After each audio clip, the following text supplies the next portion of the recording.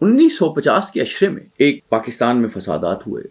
ان فسادات کے نتیجے میں ایک کمیشن بنا جو جسٹس منیر کی سربراہی میں تھا. دوسرے اس کے رکن جو تھے جسٹس کیانی تھے. تو ان فسادات کے بعد اس کمیشن نے انویسٹیگیشنز کی اور ایک سوال جو تھا وہ تمام شرکاء سے کیا, اور وہ سوال یہ تھا کہ آپ کے نزدیک مسلمان کون ہیں. اور اس سوال کا جواب آپ حیران ہوں گے کہ جتنے بھی علماء کرام سے پوچھا گیا سب کا ڈیفرنٹ تھا, بلکہ ایک ہی جماعت کے دو مختلف لوگوں سے پوچھا گیا ان کا بھی جو مختلف تھا. اور پھر اس کا یعنی کہا گیا کہ جو لوگ آپ کے مسلمان ہونے کی اس ڈیفینیشن کو نہیں مانتے ان کے ساتھ کیا سلوک کیا جائے. تو یہ سجیسٹ کیا گیا کہ ان کے ساتھ وہی سلوک کیا جائے جو کافروں کے ساتھ ہوتا ہے, جو ایمان نہ لانے والوں کے ساتھ ہوتا ہے, جو مرتدوں کے ساتھ ہوتا ہے. اس طرح کی سجیشنز جو ہیں وہ بھی ہماری تاریخ کا حصہ ہے. منیر رپورٹ کبھی پڑھنے کا اتفاق ہو تو اس میں یہ سارے واقعات جو ہیں تفصیل کے ساتھ لکھے ہوئے ہیں. تو اصل مسئلہ پاکستان کا یہ ہے کہ پاکستان جو ہے وہ مسلمانوں کا ملک ہے.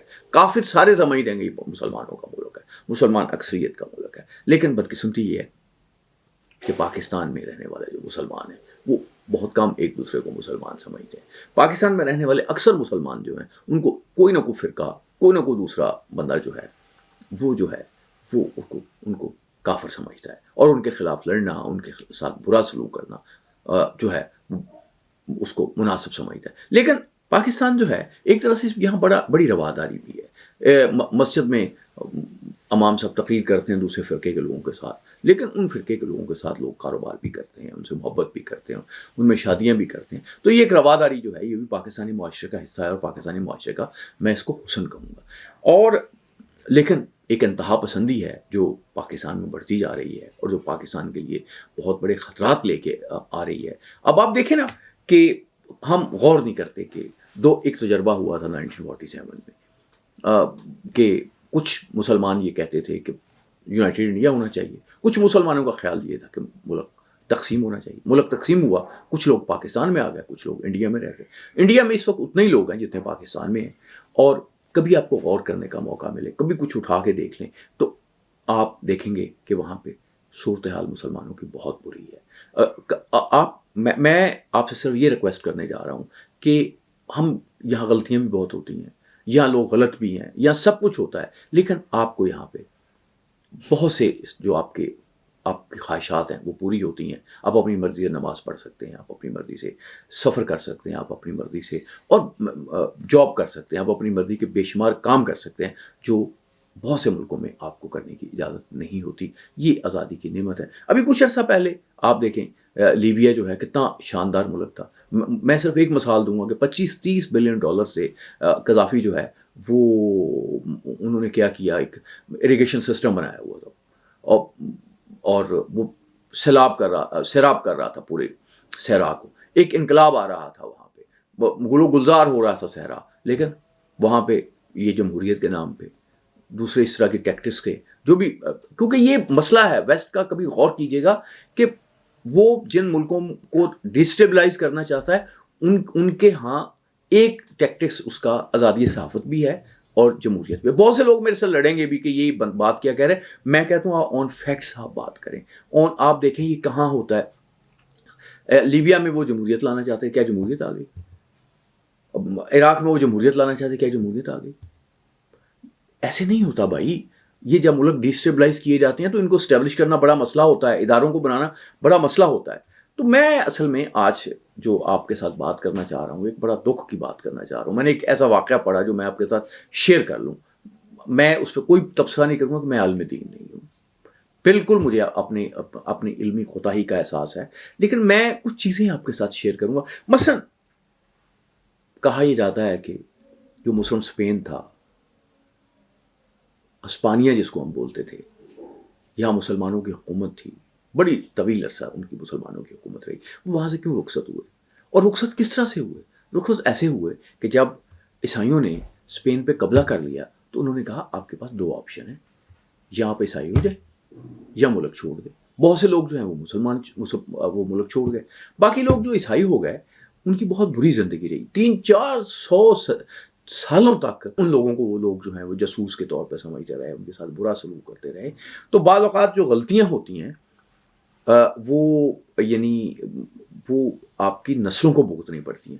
پاکستان میں بہت سے لوگ ہیں وہ اقلیتوں کے متعلق ان کا رویہ جو ہے وہ اگریسو ہوتا ہے، اور میں کوئی ایسا نہیں کہتا، وہ ان کے پاس بھی دلیل ہوتی ہے، ان کے پاس بھی بات ہوتی ہے، ان کے پاس بھی کوئی نہ کوئی آپ وہ اس کو ایمان کا معاملہ سمجھ رہے ہوتے ہیں، لیکن یہ بھی سمجھنا چاہیے کہ اگر ہم پاکستان میں کسی بھی جو اقلیت ہے اس کے ساتھ برا سلوک کرتے ہیں، تو پھر اگر ان کے ملکوں میں یہاں وہ اکثریت میں ہے وہ ہمارے بھائیوں کے ساتھ برا سلوک کریں تو پھر ہمیں احتجاج تو نہیں کرنا چاہیے۔ ہم یہ تو چاہتے ہیں کہ ان کے ساتھ تو بہترین سلوک ہو، یا ہم وہاں جائیں تو ہمارے ساتھ تو بہترین سلوک ہو، لیکن ہمارا فرض ہے کہ ہم ان کی زندگی عذاب میں ڈالیں، تو یہ نہیں ہوگا۔ یہ پاکستان، یہ دنیا میں کبھی بھی نہیں ہوا، یہ پھر بڑا مسئلہ پیدا ہوتا ہے۔ اسپین جو ہے، میں اسپین کے متعلق میں بہت پڑھتا رہا ہوں، اب آج ایک ایسا میں نے واقعہ پڑھا جو میں نے کہا میں آپ کے ساتھ شیئر کر لوں۔ آپ کو پتہ ہے کہ اسپین پہ یہ جو اتنی ہیٹرڈ تھی کہ جی عام طور پہ ہوتا تو یہ ہے نا کہ ملک پہ قبضہ ہوتا ہے، وہ حکمران جو ہیں وہ کہتے ہیں ٹھیک ہے جی اب اپنا مذہب پریکٹس کریں، آپ کو یہ لمیٹیشنز لگ گئی ہیں، یہ آپ پہ ٹیکس لگیں، آپ رہیں، لیکن اسپین میں ایسے نہیں ہوا۔ اسپین میں انہوں نے یہ کہا کہ نہیں، یا عیسائی بن جاؤ یا ملک چھوڑ دو۔ اتنی زیادہ نفرت تھی اس وقت اسپین میں مسلمانوں کے خلاف، اس کا آپ اندازہ نہیں لگا سکتے۔ اور اس کی وجہ کیا تھی؟ اس کی وجہ جو ہے کیرن آرمسٹرانگ نے بیان کی ہے، وہ ایک بہت بڑی وجہ ہے، اور وجوہات بھی ہوتی ہیں، یہاں پہ زوال آتا ہے، میں وہ آپ کے لیے پڑھ دیتا ہوں، بتا دیتا ہوں۔ ہوا یہ تھا کہ ایک پرفیکٹس نام کا عیسائی راہب تھا، یہ 1850 عیسوی کی بات ہے، وہ قرطبہ کے ایک بازار میں خریداری کر رہا تھا کہ عربوں کے ایک گروپ جو ہیں ان سے اس کی مدبیر ہو گئی، تو انہوں نے اس عیسائی راہب سے سوال کیا کہ کیا عیسیٰ علیہ السلام بڑے پیغمبر تھے یا حضرت محمد صلی اللہ علیہ وسلم جو ہیں بڑے پیغمبر ہیں؟ پرفیکٹس جو راہب تھا وہ سمجھ گیا کہ یہ مجھے کس طرف لے کے جانا چاہتے ہیں، کہ یہ اس نے سمجھا کہ یہ سوال مکر اور فریب پر مبنی ہے، کیونکہ کسی بھی آپ اسلامی ریاست میں حضرت محمد صلی اللہ علیہ وسلم کی توہین کرنے کی سزا جو ہے اس وقت بھی موت تھی۔ تو اس نے بڑی احتیاط کے ساتھ اس کا جواب دینے کی ضرورت دی، لیکن وہ لوگ جو ہے نا، آپ کو پتہ یہ بعض اوقات بڑے اب زچ کر دیتے ہیں، آخر اس کو اتنا زچ کر دیا کہ اس نے نوز باللہ حضور کی شان میں گستاخی شروع کر دی، گالیاں دینی شروع کر دی۔ اللہ تعالیٰ، میں یہ بات کرنا نہیں چاہتا، اس طرح کی بات کرنا ہی بہت بڑا یعنی صدمے والی بات ہے، اور پھر اس کے علاوہ اور ان کے متعلق بہت سی ایسی باتیں کرنی شروع کر دی، اور پھر یہ ہوا کہ اس راہب کو پکڑا اور وہ لے کے اس کو قید خانے میں چلے گئے۔ یہ ایک قرطبہ میں بڑا غیر معمولی واقعہ تھا، اور یہ بالکل کچھ ایسے بڑے انتہا پسند لوگوں کی وجہ سے پیش آیا تھا۔ کوئی مسلمانوں کے اور اس سے پہلے عیسائیوں کے جو تعلقات جو تھے وہ بڑے اچھے ہوتے تھے، اور دونوں کو مذہبی آزادی بھی تھی اور رہ رہے تھے، لیکن یہ ایک مسئلہ ایسا تھا۔ تو جب یہ معاملہ جو ہے وہ قاضی کے پاس پہنچا تو قاضی نے اس پہ غور کیا، اس نے تھوڑا سا اس میں صورتحال کو دیکھا اور تھوڑا سا اس نے وقت دینے کی کوشش کی، اور لیکن جو پرفیکٹس جو تھا جب قید خانے میں پہنچا تو خوفزدہ تھا، لیکن قاضی نے اسے فیصلہ کیا کہ اسے سزائے موت نہ دی جائے، کیونکہ اس کا اندازہ تھا کہ اس صاحب کو مسلمانوں نے بلا وجہ جو ہے اشتعال دلوایا ہے۔ چند دنوں کے بعد جب اس کو پھانسی کی سزا نہ دی گئی وہ پھر پھٹ پڑا، اور اس نے پھر حضور کی شان میں گستاخی کر دی، پھر توہین آمیز کلمات کہے۔ اب قاضی کے پاس کوئی چارہ نہیں تھا کہ وہ اس کو سزا دے دیتا، اس کو راہب کو پھانسی دے دی گئی۔ اس کے بعد پھر عیسائی جو تھے ان کے گروپ اٹھے، انہوں نے جو راہب کی لاش کے ٹکڑے کر دیے، پھر اس کو ایک شہید بنا لیا، پھر اس کی یادگاریں قائم ہو گئیں۔ اس کے بعد ایک اور اسحاق نام کا جو راہب تھا وہ قاضی کی عدالت میں پیش ہوا، اور اس نے بھی پھر گستاخی کی، تو انہیں رسالت کی اور کہا کہ آپ مجھے بھی جو ہے وہ سزا دیں۔ قاضی نے کہا یہ شخص شراب کے نشے میں ہے یا پاگل ہے، تو اس نے اسے زور سے تھپڑ مارا، قاضی نے اسے سمجھایا، لیکن وہ بولتا رہا۔ تو یوں یہ ایک ٹرینڈ وہاں بن گیا کہ لوگ جو تھے کہ عیسائی آتے تھے اور آ کے توہین کرتے تھے، ان کو شہید کر دیا جاتا تھا۔ یہ ایک ٹرینڈ بنا، یہ ایک تحریک بنی، اس زمانے میں اٹھی، اور اس نے اس نفرت کو جنم لیا جس کی وجہ سے اسپین میں مسلمانوں کا خاتمہ کیا گیا۔ یعنی یہ بات ہمیں بہت سمجھنے والی بات ہے، اور بہت کہ ہم نے کس لوگوں کو اشتعال نہیں دلانا۔ کبھی بھی کسی زمانے میں نہیں ہوتا کہ آپ اشتعال دلا کے لوگوں کو سے اگر ایسی بات کریں تو یہ بات کروانی، یہ ایسی ہے نا کہ جیسے قرآنی ہدایت ہے کہ دوسروں کے جو جھوٹے خدا ہیں انہیں بھی برا نہ کہیں، وہ آپ کے سچے خدا کے خلاف جو ہیں وہ بات کریں گے.